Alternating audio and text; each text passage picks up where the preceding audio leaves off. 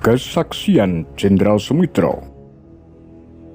Penangkapan dan pembantaian orang-orang PKI di Jawa Timur, perintah Soeharto.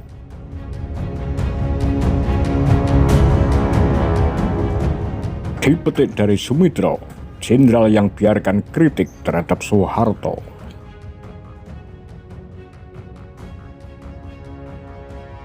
Soemitro adalah jenderal yang memegang jabatan penting pada 1971 sebagai Wakil Panglima ABRI. Saat itu, ia juga menjabat sebagai Komandan Komando Operasi Pemulihan Keamanan dan Ketertiban Kopkamtib. Ketika ia menjabat, meletus peristiwa Malari yang membuatnya mundur dari jabatannya.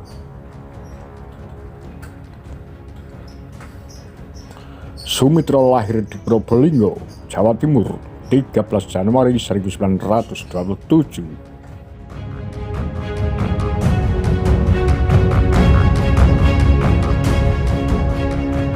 Sewaktu di Bandung, ia terlibat dalam peristiwa 17 Oktober di mana Kolonel A.H. Nasution, Kepala Staf Angkatan Darat, menempatkan tank di sekitar Istana Presiden untuk meminta Presiden Soekarno membubarkan Dewan Perwakilan Rakyat.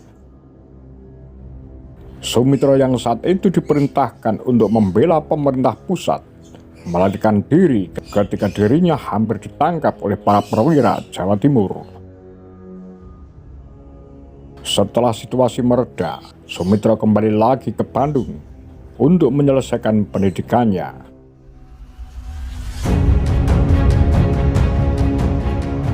Lalu pada tahun 1953, ia menjabat sebagai Kepala Staf Resimen yang kemudian menjabat sebagai Komandan Resimen pada 1955.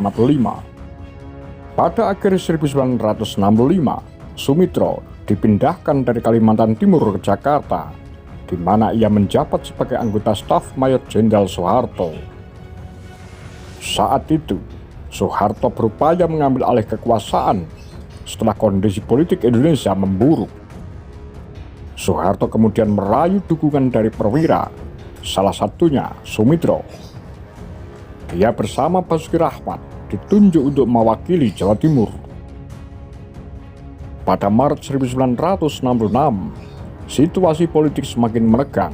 Soeharto memerintahkan Soemitro untuk mencatat perintah dan meneruskannya kepada pasukan. Perintah Soeharto adalah untuk melakukan penangkapan dan melimpahkan tugas penangkapan kepada Resimen para Komando Angkatan Darat (RPKAD). Namun pada 11 Maret 1966, Soemitro ditelepon oleh Alam Shah Ratu Prawira Negara, salah satu staf pribadi Soeharto. Prawira Negara menyampaikan pesan dari Soeharto bahwa Soemitro diminta untuk segera menarik pasukannya. Namun Soemitro mengatakan bahwa ia tidak bisa karena sudah terlambat dan operasi sudah berjalan. Pada akhirnya, Soekarno bersedia menyerahkan kekuasaan de facto kepada Soeharto melalui Super Semar.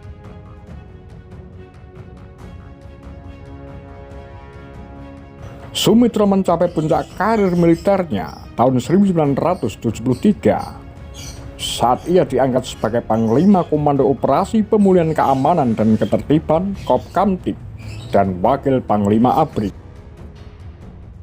Namun ketika Soeharto mulai jabatan keduanya sebagai Presiden Indonesia, Soemitro berniat ingin memotong keterlibatan militer dalam politik Soeharto. Letnan Jenderal Ali Murtopo ingin militer tetap terlibat dalam politik. Menjelang akhir tahun 1973, Soemitro mulai menjauhkan dirinya dari kepemerintahan. Ia tidak lagi mengambil tindakan-tindakan kritik dan perbedaan pendapat yang ditujukan kepada rezim, meskipun itu adalah wewenangnya. Kemudian tahun 1974, ia mendatangi Nasution dan Sarwo Edi Wibowo. Dua jenderal itu yang membantu Soeharto mendapatkan kekuasaan. Ia mengatakan kekecewaannya terhadap rezim yang berlangsung saat itu. Tanggal 14 Januari 1974, Perdana Menteri Jepang Kague Tanaka tiba di Jakarta untuk berkunjung. Kunjungan Tanaka ini memberikan kesempatan ideal bagi mereka yang kritis untuk memprotes dan mengungkapkan ketidakpuasan mereka. Namun pada 15 dan 16 Januari, protes berubah menjadi kekerasan yang disebut insiden Malari. Dalam insiden Malari, sebanyak 11 orang tewas, 300 luka-luka, dan 775 orang ditangkap. Setelah Tanaka pergi, Sumitro segera mengambil tindakan dan memburu serat mahasiswa Universitas Indonesia. Sayangnya, tindakan Sumitro tidak berpengaruh karena ia telah dianggap sebagai seseorang yang membiarkan gerakan protes lepas kendali. Tidak lama setelah peristiwa Malari, Sumitro memutuskan undur diri dari Komando Kopkamtib dan Wakil Panglima ABRI. Sumitro sempat ditawari sebagai duta besar Indonesia untuk Amerika Serikat oleh Soeharto, tetapi ia menolak. Sumitro lebih memilih pensiun dari kehidupan militernya. Ia menghabiskan masa tuanya dengan kerap bermain golf. Tahun 1979, ia menjadi pengusaha dengan mendirikan grup Rigunas dan berperan sebagai komisaris. Sumitro wafat di Jakarta pada 10 Mei 1998.